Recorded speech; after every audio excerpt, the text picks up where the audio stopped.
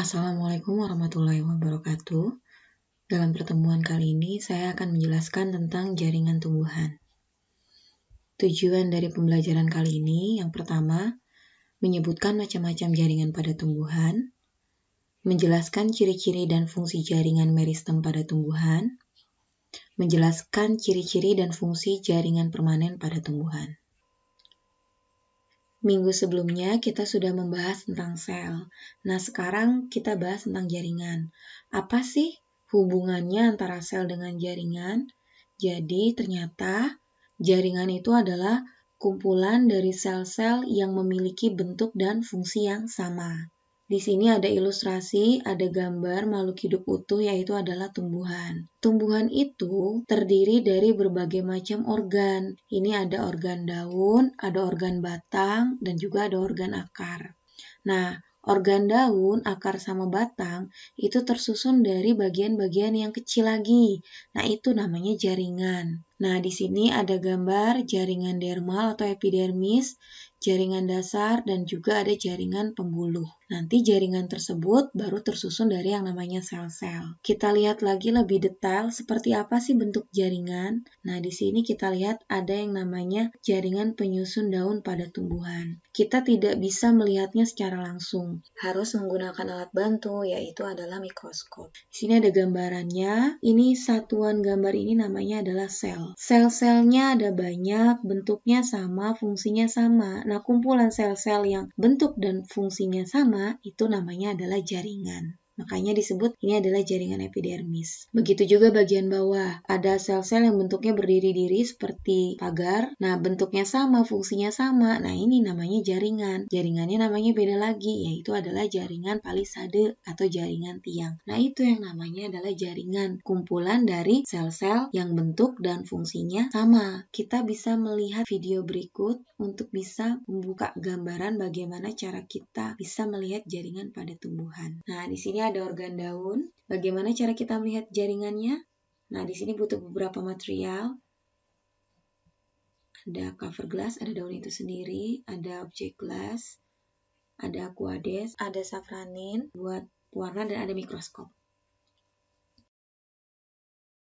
Nah, prosedur atau caranya kita ambil daun yang akan kita amati. Di sini kita akan mengamati bagian bawah daun untuk melihat stomata, diambil lapisan tipis di bawah daun menggunakan pinset. Kemudian nanti kita beri pewarna. Kenapa diberi pewarna? Supaya pada saat kita melihatnya di bawah mikroskop biar lebih jelas. Kemudian jaringan yang sudah diwarnai tersebut kita taruh di objek glass dan dikasih gliserin, lalu ditutup dengan cover glass. Dan kita amati di bawah mikroskop. Nah, beginilah penampakan jaringan apabila kita lihat di bawah mikroskop. Nah, ini adalah jaringan pada daun, ada epidermis, kemudian ini ada stomata. Nah, itu yang namanya adalah jaringan. Macam-macam jaringan pada tumbuhan yang menyusun nanti organ itu bisa kita bagi menjadi dua. Yang pertama ada jaringan meristem, kemudian ada jaringan dewasa. Jaringan dewasa kita bagi lagi menjadi 4. Yang pertama ada jaringan epidermis, kemudian ada parenkim, kemudian penyokong, dan terakhir adalah jaringan vaskuler. Kita akan bahas yang pertama, yaitu perbedaan mendasar antara jaringan meristem dengan jaringan permanen. Pertama, kalau jaringan meristem itu bisa disebut sebagai jaringan embrional. Artinya, itu jaringannya masih muda dan dia selalu aktif membelah. Berbeda dengan jaringan dewasa, itu adalah jaringan yang sudah mengalami diferensiasi dan dia sudah tidak aktif lagi membelah. Jaringan meristem, karena dia aktif membelah, dia protoplasmanya banyak, sedangkan dewasa protoplasmanya sudah dikit. Jaringan meristem, dinding selnya tipis, sedangkan kalau jaringan dewasa, dinding selnya tebal, dan dia biasanya berupa sel mati, sehingga hanya ada dinding selnya saja, bahkan protoplasmanya nggak ada. Kemudian jaringan meristem itu vakuolanya kecil karena memang aktivitasnya masih terbatas, sedangkan jaringan dewasa itu aktivitasnya sudah banyak sehingga vakuolanya besar. Jaringan meristem itu tidak ada ruang-ruang antar sel, sedangkan dewasa sudah banyak ruang antar sel, dan kalau jaringan meristem itu selnya bentuknya hampir sama, ada yang bulat, ada yang lonjong atau poligonal. Sedangkan kalau jaringan dewasa lebih besar dibandingkan dengan jaringan meristem. Pertama akan kita bahas itu adalah jaringan meristem. Jaringan meristem itu banyak macamnya. Pertama, kita bagi dulu berdasarkan letak atau tempatnya. Bisa kita bagi menjadi 3. Yang pertama ada jaringan meristem apikal, yang kedua ada meristem lateral, yang ketiga ada meristem interkalar. Pertama, jaringan meristem apikal. Jaringan meristem apikal itu adalah jaringan meristem yang letaknya ada di ujung-ujung. Bisa di ujung batang, bisa ada di ujung akar. Nah, jaringan-jaringan ini aktif membelah. Inilah yang menyebabkan kenapa batang bisa nambah tinggi atau nambah panjang dan akar juga bisa nambah panjang karena ternyata ada jaringan meristem gitu ya. Kemudian yang kedua, ada yang namanya jaringan meristem lateral. Nah, jaringan ini terdapat memanjang sejajar permukaan batang atau akar. Contohnya adalah jaringan kambium. Jadi dia itu ada di tengah-tengah sini, akar dan juga batang. Nah, jaringan kambium ini yang sejajar dengan yang namanya permukaan batang atau akar, ini aktif membelah. Inilah yang menyebabkan kenapa si batang bisa tambah lebar. Nah, itu karena dia adanya kambium. Nah, pohon beringin, pohon mangga bisa lebar karena ada kambium. Nah, ini tidak terdapat di semua tumbuhan, hanya pada tumbuhan dikotil dan juga gymnospermae. Kemudian yang ketiga, ada jaringan meristem interkalar. Nah, jaringan meristem interkalar itu terdapat di antara jaringan dewasa. Maksudnya itu, contoh yang paling mudah itu adalah seperti pada pangkal ruas-ruas batang bambu. Ini contoh batang bambu. Nah, setiap dekat pangkal ruas-ruas batang bambu ini ada jaringan meristem interkalar yang menyebabkan batang pada bambu itu ruas-ruasnya itu terus memanjang. Tidak hanya di ujung batang saja. Nah, lama-lama masing-masing ruas itu akan menjadi lebih jauh jaraknya. Nah, itu semua karena adanya meristem interkalar. Inilah yang menyebabkan kenapa batang bambu itu pertumbuhannya cepat. Kemudian, macam-macam jaringan meristem berdasarkan asal-usulnya.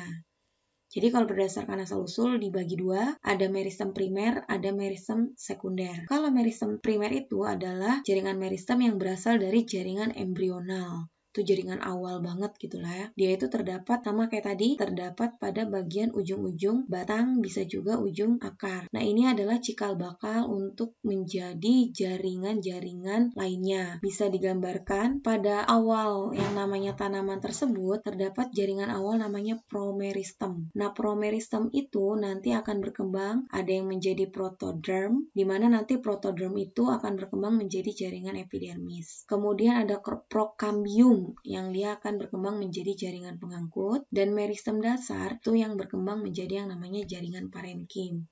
Epidermis, pengangkut, parenkim itu adalah jaringan dewasa. Jadi jaringan dewasa itu sebenarnya berkembang dari jaringan embrional. Kemudian ada yang namanya jaringan meristem sekunder. Nah, jaringan meristem sekunder itu adalah jaringan meristem yang berasal dari jaringan dewasa tetapi dia kembali embrional. Nah, di sini contoh yang terkenal tuh kambium. Ada kambium gabus juga atau velogem, ada parenkim meristematik, dan juga ada perisikel atau perikambium. Di sini akan kita kupas beberapa bagian penting untuk meristem sekunder. Tadi ada yang namanya kambium. Nah, kambium itu letaknya di antara xilem dan juga phloem. Nih, ini ada phloem dekat kulit kayu, kemudian xilem tuh di bagian lebih dalam. Nah, ternyata tanaman yang memiliki kambium itu tanamannya bisa melebar batang dan juga akarnya. Makanya kambium itu penyebab akar dan batang melebar. Karena apa? Karena ternyata kambium itu bisa membelah kedua arah, yakni bisa membelah ke arah dalam, bisa membelah ke arah luar. Kalau membelah ke arah dalam membentuk xilem sekunder, Sedangkan kalau membelah ke arah luar, itu membentuk yang namanya phloem sekunder. Nah, xilem itu nama lainnya adalah pembuluh kayu. Itulah yang akan membentuk kayu-kayu yang akan kita gunakan sebagai bahan bangunan. Ada buat mebel juga. Nah, di sini bisa kita lihat juga batang kalau kita belah, dia membentuk lingkaran-lingkaran seperti ini kan. Nah, itu namanya adalah lingkaran tahun. Nah, lingkaran tahun itu ternyata bisa menentukan umur dari tanaman tersebut. Nah, kenapa bisa seperti itu?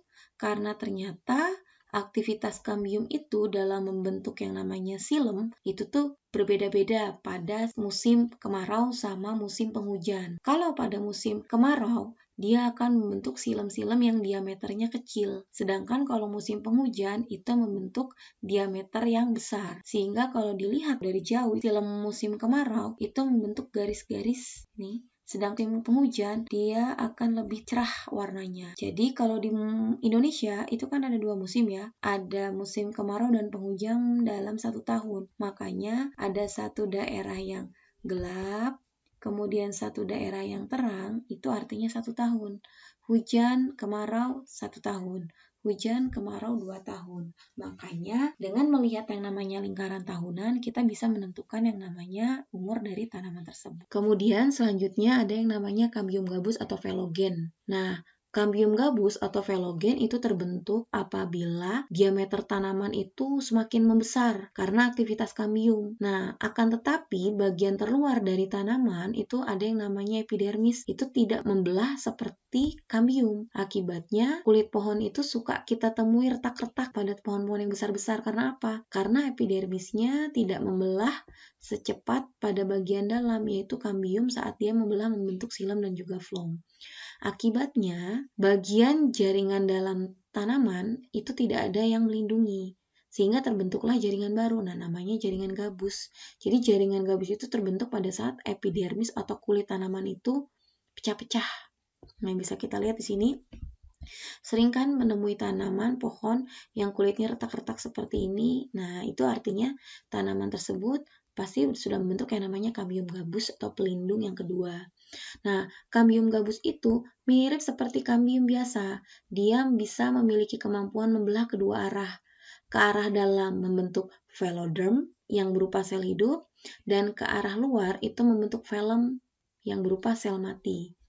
Nih, di bagian dalam batang kalau kita perbesar, bagian gabus nih, luarnya itu namanya adalah velum, bagian dalam berupa sel hidup itu adalah veloderm. Nah, gabungan veloderm, kambium gabus, dan juga velum itu membentuk gabus atau dikenal dengan nama periderm.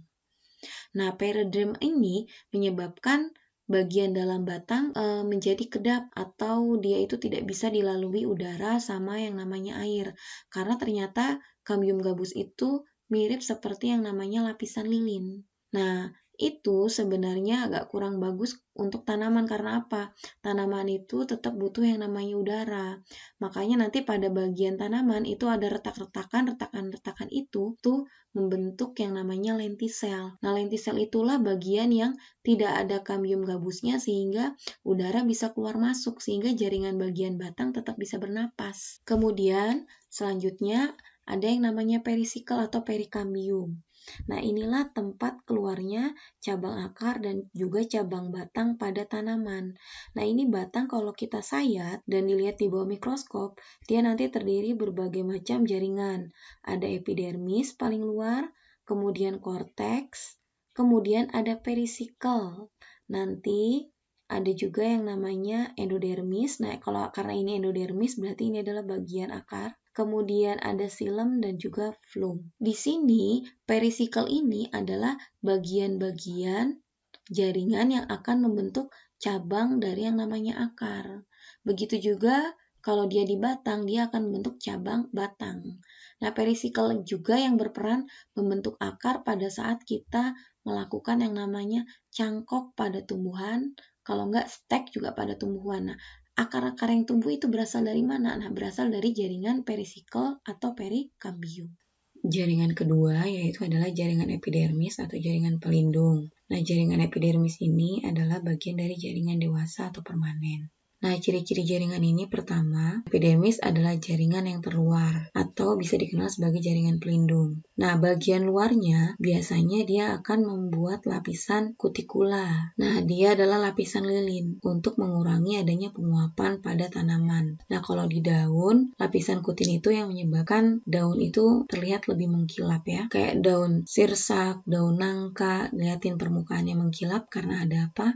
Karena adanya lapisan kutikula tersebut. Kemudian, kalau epidermis itu rata-rata susunannya rapat selnya. Dia rapat-rapat. Ingat aja, dia pelindung mirip seperti benteng. Benteng itu rapat. Dan dia sel-selnya hidup, memiliki protoplasma hidup yang mengandung kristal garam, getah, kristal silikat dan juga minyak. Kemudian memiliki vakuola yang besar, dapat juga berisi antosianin. Antosianin itu adalah pigmen warna bunga. Jaringan epidermis juga dia tidak memiliki kloroplas. Dan kalaupun berkloroplas, biasanya pada bagian sel penutup stomatanya atau tumbuhan hidrofit atau tumbuhan yang hidup di air. Nah, fungsi utamanya tadi sebagai pelindung. Nah, untuk yang namanya epidermis, ternyata dia punya banyak turunan atau modifikasi. Dan karena dia mengalami modifikasi, berarti fungsinya juga agak mengalami perubahan. Tidak hanya sebagai pelindung. Salah satu turunan dari epidermis, pertama ada stomata. Nah, stomata atau mulut daun itu fungsinya sebagai tempat keluar masuknya gas yang tadi diamati waktu di video. Yang kedua itu adalah sel kersik atau sel silika. Nah, dia itu memiliki kandungan kristal kersik pada gramine. Nah, contohnya kita bisa lihat pada kulit tebu. Kulit tebu kan agak sedikit mengkilap keras gitu, fungsinya sebagai pelindung. Yang ketiga ada filamen. Nah, filamen ini ditemukan hanya pada akar anggrek. Dia fungsinya adalah untuk menyimpan air. Keempat, sel litokis. Nah, sel litokis itu adalah sel yang mengandung sistolit atau kristal kalsium karbonat, ditemukan pada pohon beringin. Modifikasi selanjutnya ada spina atau duri. Spina atau duri itu ditemukan pada mawar. Dia fungsinya sebagai pelindung. Terus ada lagi trikoma. Trikoma itu yang rambut-rambut halus. Jadi kalau ada daun yang agak sedikit berbulu atau tanaman seperti ini, ada rambut-rambutnya, nah itu adalah trikoma. Fungsinya sama ya, untuk melindungi, mengurangi terjadinya penguapan juga bisa, dan juga untuk penyebaran biji. Sel kipas atau bulliform. Nah, sel kipas atau bulliform biasanya dia ada di tanaman rumput-rumputan. Nah, dia fungsinya adalah untuk mengatur dalam penggulungan daun, sehingga nanti kalau tanaman itu kekurangan air, nanti tanamannya daunnya akan menggulung. Contohnya pada padi, kalau enggak pada jagung biasanya itu. Terakhir ada rambut akar. Ini rambut-rambut akar. Rambut-rambut yang halus pada akar fungsinya adalah untuk meningkatkan penyerapan air. Nah, itu adalah modifikasi dari epidermis. Jaringan yang ketiga, bagian jaringan dewasa adalah jaringan parenkim. Jaringan parenkim dikenal juga sebagai jaringan dasar. Kenapa? Karena memang jaringan parenkim itu ditemukan hampir di seluruh tubuh tumbuhan dan dia menempati bagian di mana jaringan lain itu tidak ada. Makanya dia disebut sebagai jaringan dasar. Nah, ini nih jaringan parenkim kalau kita amati pada yang namanya organ tumbuhan, biasanya pada bagian dalam. Ciri khas dari jaringan parenkim itu sel-selnya memiliki ruang antar sel. Beda tadi dengan epidermis, dia sel-selnya rapat. Kalau parenkim justru ruang antar selnya agak sedikit lebar. Dan dia walaupun jaringan dewasa bisa terhitung mudah. Dia bisa kembali embrional atau yang nanti bakalan menjadi yang namanya jaringan meristem sekunder. Dan biasanya kalau jaringan parenkim itu sel-selnya ukurannya besar, tadi dindingnya tipis dan bentuknya segi 6. Jaringan parenkim juga memiliki vakuola yang besar karena memang sudah cukup banyak mengalami yang namanya aktivitas. Nah, fungsinya paling beragam. Dia bisa sebagai untuk menyimpan cadangan makanan, bisa untuk menyimpan tempat fotosintesis, dan bisa juga berperan sebagai jaringan penyokong. Jaringan parenkim itu banyak macamnya tergantung dasar pembagiannya apa. Pertama, di sini macam jaringan parenkim berdasarkan fungsinya. Ada yang namanya parenkim asimilasi. Artinya adalah parenkim digunakan untuk fotosintesis, berarti dia yang berwarna hijau-hijau. Contohnya mesofil pada daun. Untuk mesofil sendiri nanti ada dua, ada yang namanya mesofil palisade atau jaringan tiang, ada juga yang namanya mesofil spons atau jaringan bunga karang. Nah, sedangkan kalau klorenkim itu biasanya ditemukan pada organ selain daun, bisa di batang. Pokoknya kalau yang berwarna hijau, oh berarti dia mengandung yang namanya klorenkim dan bisa digunakan untuk melakukan tempat fotosintesis. Ingat ya. Kemudian yang kedua ada jaringan parenkim penimbun. Artinya jaringan parenkim tersebut digunakan untuk menyimpan cadangan makanan. Contohnya adanya di korteks dan juga empelur. Nah, itu di dalam-dalam biasanya ya. Kayak singkong, ubi. Nah, itu bisa kita makan karena apa? Karena dia mengandung jaringan parenkim penimbun. Terus ada lagi parenkim air, berarti dia untuk menyimpan air. Contohnya ditemukan pada lidah buaya. Tahu kan lidah buaya? Nah, pada daunnya itu terdapat jaringan untuk menyimpan air. Nah, itu namanya adalah parenkim air. Atau bisa ditemukan pada tanaman seropit. Seropit itu adalah tanaman di daerah kering seperti kaktus. Keempat, ada parenkim udara atau dikenal dengan nama airenkim. Namanya parenkim udara berarti fungsinya buat menyimpan udara. Dia ditemukan pada tanaman hidrofit, tumbuhan yang hidup di daerah yang banyak airnya. Biasanya digunakan untuk mengapung. Contohnya kayak eceng gondok, teratai. Nah, gambarnya seperti ini tuh. Daunnya menyimpan udara, fungsinya untuk apa? Untuk supaya si tanaman tersebut bisa mengapung atau tidak tenggelam di air. Kelima, ada jaringan parenkim pengangkut. Nah, biasanya jaringan parenkim pengangkut itu berada di sekitar xilem dan juga floem. Karena sebenarnya xilem dan floem itu adalah jaringan yang cukup kompleks. Ada juga jaringan parenkim yang berdasarkan bentuknya. Nah, di sini jaringan parenkim berdasarkan bentuk, ada jaringan palisade atau jaringan tiang. Nah, ini bentuknya berdiri-diri. Ada lagi parenkim spons.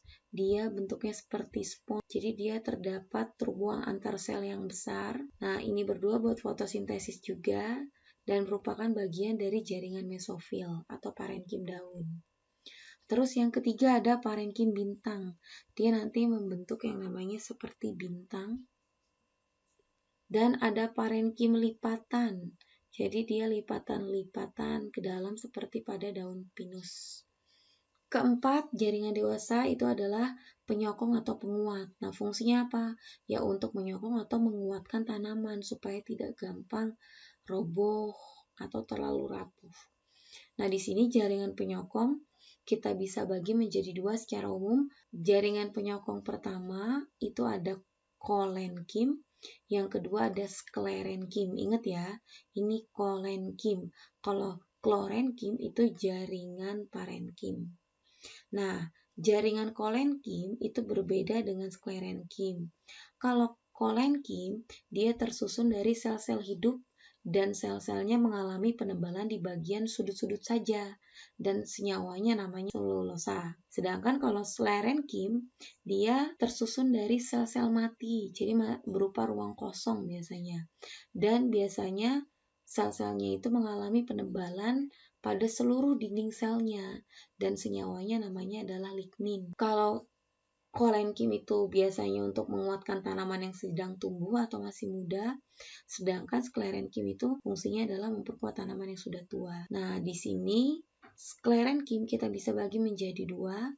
Ada serat sklerenkim, ada sklerate atau jaringan batu atau sel batu. Nah, bedanya kalau serat sklerenkim dia memiliki bentuk sel serat panjang-panjang dan dia tahan terhadap rentangan. Contohnya bisa kita ketemukan pada sabut kelapa. Kemudian bisa juga ditemukan pada batang bambu. Nah, sedangkan kalau sklerate atau disebut sel batu, dia bentuknya bulat-bulat dan dia itu tahan terhadap tekanan, makanya keras. Contohnya pada batok kelapa, buah pir. Nah, buah pir itu kalau kita makan suka ada gerinjil-gerinjil seperti batu. Nah, itu namanya adalah sel batu. Kalau klorenkim ditemukan pada jaringan atau tumbuhan muda biar tanaman tersebut tidak gampang yang namanya patah atau rapuh ya. Nah, di sini bisa kita lihat jaringan kolenkim, dia mengalami penebalan oleh selulosa, lihat, tapi penebalannya hanya di bagian sudut-sudut saja dan dia berupa sel hidup. Kalau sklerenkim mengalami penebalan di seluruh dinding sel oleh senyawa namanya lignin. Yang kelima, ada jaringan vaskuler atau pengangkut. Nah, jaringan vaskuler itu nanti ada dua macam, dia termasuk jaringan kompleks. Ada jaringan silem atau nama lainnya pembuluh kayu, kemudian ada phloem, nama lainnya pembuluh tapis. Nah, dari SD sudah pernah belajar kan ya? Kalau jaringan silem itu fungsinya mengangkut air dan mineral dari akar ke daun. Jaringan phloem mengangkut hasil fotosintesis dari daun ke seluruh jaringan tubuh. Nah, sel-sel penyusun dari sel silem itu berupa sel mati dan banyak mengandung lignin. Makanya nanti jadinya kayu. Nah, sedangkan jaring-jaringan penyusun dari phloem itu ada yang berupa sel hidup, ada yang berupa sel mati. Di sini unsur-unsur penyusun dari silem ada 4, ada trakea, trakeit, serabut silem, parenkim, silem. Sedangkan kalau unsur penyusun dari phloem itu ada unsur tapis, sel pengiring, serabut phloem, ada juga parenkim phloem. Terus satu lagi ada sel albumin yang ditemukan pada gimnospermae sebagai yang namanya pengganti sel pengiring. Nah, kita lihat di sini gambar dari jaringan pengangkut. Kalau di akar, silem bagian tengah. Kalau di batang, silem bagian dalam tapi bagian sebelah sini, bukan paling tengah. Phloem di luar. Daun juga ada, silem di bagian atas, phloem di bagian bawah. Nah, di sini kita lihat unsur-unsurnya lebih detail dari silem. Jadi nanti silem tuh ada yang namanya trakeit.